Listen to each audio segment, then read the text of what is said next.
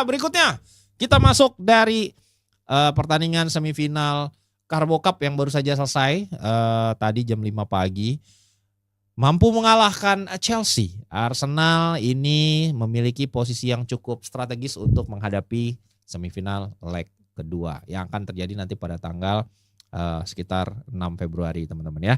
Chelsea tentunya tampil tanpa beberapa pemain kunci seperti Cole Palmer, Reece James, dan Moise Caicedo yang berbagai macam alasannya. Ada yang akumulasi kartu, ada yang cedera seperti Cole Palmer gitu. Dan sayangnya Robert Sanchez ini membuat blunder dan berujung pada gol pertama Arsenal ya. Dia gagal mengantisipasi crossingnya Arsenal yang dari corner dan kombinasi juga dari Joao Pedro yang gagal melakukan man to man marking dengan Ben White, akhirnya dia mencetak gol pertama ya. Ini diperparah dengan koordinasi yang buruk dari si defense-nya Chelsea ya. Jadi lini belakang Chelsea lagi-lagi mengecewakan menurut gua, terlepas dari 2 consolation goal yang dicetak oleh Alejandro Garnacho, tapi dari sisi pertahanan baik itu defensive midfield dan juga organisasi 4 back sejajarnya sering sekali mengecewakan tim gitu. Dan itu membuat kadang Chelsea cetak gol pun tetap karena kebobolannya hampir di setiap pertandingan gagal bikin clean sheets, jadi membuat tentunya offensive department bekerja harus lebih keras. Dari line up yang diturunkan oleh Arteta itu mengindikasikan bahwa he take it really seriously ya turnamen ini. Ya semuanya adalah starting 11 yang biasa diturunkan di Premier League, albeit Kepa yang main di penjaga gawang, tapi sisa yang lain itu adalah starting 11. Selain penampilan yang cukup baik dari Victor Gyökeres teman-teman, dia bikin 1 gol 1 assist, jadi 1 golnya tap in, 1 golnya lagi dia bisa hold the ball untuk membuka ruang bagi Martin Zubimendi untuk bisa mencetak gol ketiga. Dan Arsenal tentunya lagi-lagi raja dalam set piece ya. Ini benar-benar luar biasa sekali kawan kita.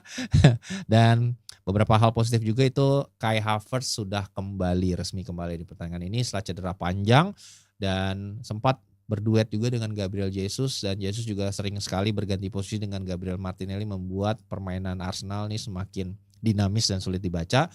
Garnacho tampil baik sebagai super sub dengan 2 penyelesaian yang sangat-sangat tenang menurut gua, dan itu mengindikasikan memang biasanya itu Garnacho ini tampil lebih bagus sebagai pemain pengganti ketimbang starter. Kalau main starter tuh kadang-kadang suka bingung sendiri teman-teman dan sering banget buang-buang peluang. Tapi saat main sebagai super sub, pemain pengganti, dia sering memberikan dampak gitu. Dan Liam Rosenior memenangkan hati media di perkenalan perdananya. Tapi dia harus mulai memenangkan pertandingan untuk bisa memenangkan hati dari fans Chelsea. Itu yang disampaikan juga oleh Liam Rosenior setelah pertandingan ini. Dia bilang dari sisi energi, pressing, turun membantu tim, sisi itunya dia sangat senang.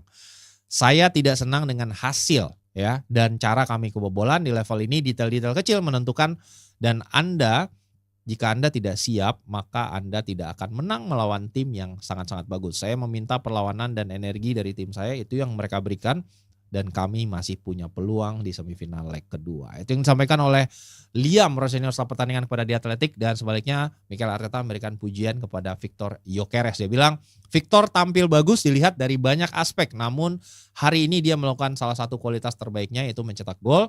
Dia sering berada di posisi itu, posisi yang sudah hampir mencetak gol, tetapi hari ini bola sampai di area yang tepat dan dia melakukan pekerjaannya. Itu disampaikan oleh Mikel Arteta teman-teman setelah pertandingan.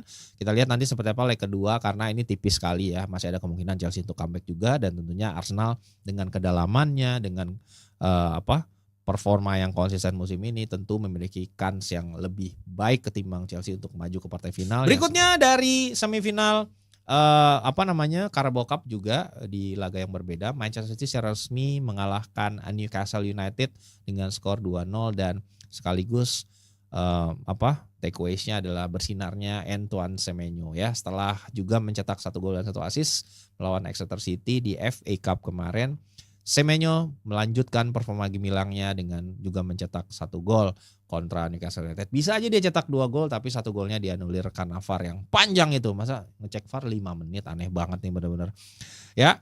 Ini beberapa takeaways-nya, terlain kan kita semua tahu City ini selalu memiliki sayap-sayap yang mematikan. Nah, ini hilang 12 bulan terakhir teman-teman ya. Mulai dari musim turbulence yang terjadi musim lalu, tidak ada masa sayap-sayap City ini kelas 2, Oscar Bob lah ya, Savinho lah gitu kan.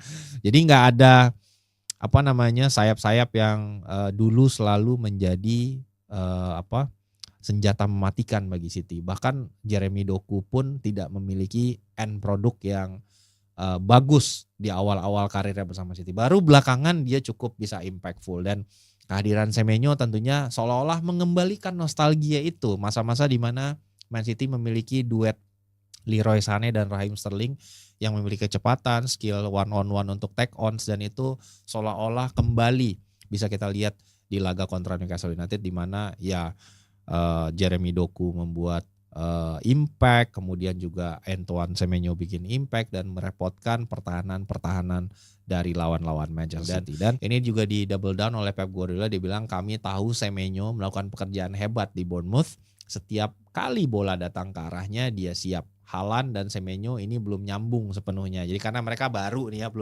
belum dapat chemistry-nya ya di babak pertama, dan mereka belum siap mendapatkan bola dari satu sama lain, tetapi di babak kedua mereka sudah siap. Anjay, itu yang